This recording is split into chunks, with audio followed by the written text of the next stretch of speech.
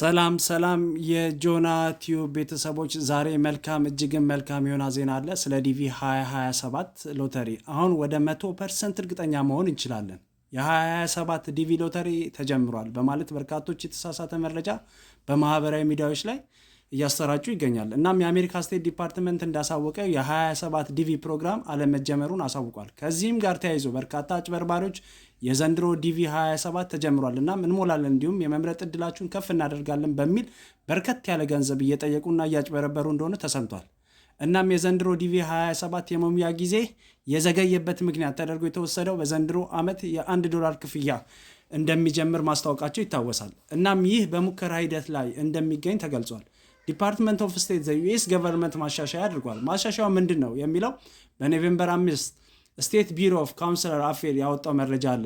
ለምን ዲቪ 27 በጣም አወዛጋቢ የሆነ ምክንያቱም የሚጀምርበት ቀን እርግጠኛ ስላልወጣ ነው። ከላይ እንደጠቀስኩት ስቴት ዲፓርትመንት ለውጦችን አድርጓል። ያም አንደኛው ምንድነው ዲቪ 27 $1 ክፍያ ነው በምንሞላበት ወቅት የምንከፍለው ክፍያ መሆኑ ነው።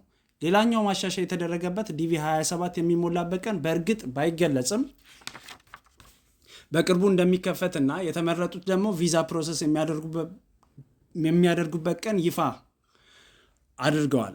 ይህ የዲቪ ሎተሪ መራዘም ፕሮሰስ የሚያደርጉበትን ቀን አያዛባም። በመሆኑም ዲቪ የደረሳቸው ሰዎች የዲቪ ፕሮሰሳቸውን የሚጀምሩበት ቀን ከኦክቶበር 1 2026 እስከ ሴፕቴምበር 30 2027 ማድረግ እንደሚችሉ ስቴት ዲፓርትመንት ገልጿል። ውጤቱም በሜይ በመጀመሪያው ሳምንት ይወጣል። ስለሆነም እርግጥ የሆነው ቀን በቅርቡ ይፋ ይሆናል ማለት ነው።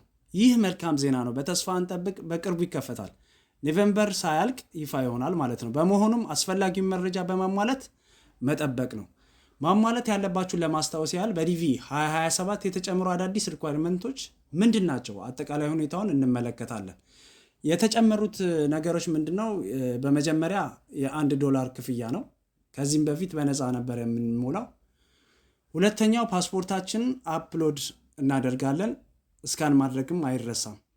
ፓስፖርት የሌለው ሰው መሙላት አይችልም ማለት ነው። ሶስተኛው ብዙ አይነት የማጭበርበር ሂደቶችን ለመከላከል የሚያስችል ነገር ነው ሲስተም ላይ የተዘረጋው።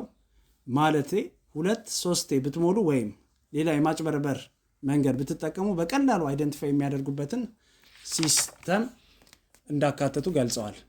ከዚህ በፊት የሚሞሉት ፎርሙላ እንዳለ ሆኖ የተጨመሩት ነገሮች እነዚህ ናቸው።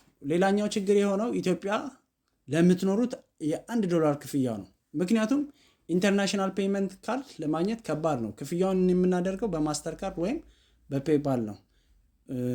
ማስተር ካርድ ማውጣት ትችላላችሁ። የሚያስፈልገውም ናሽናል አይዲ እና ፓስፖርት ነው። ሁለተኛው ደግሞ ውጭ ሀገር የምታውቁት ሰው ካለ ክፍያውን ሊፈጽምላችሁ ይችላል።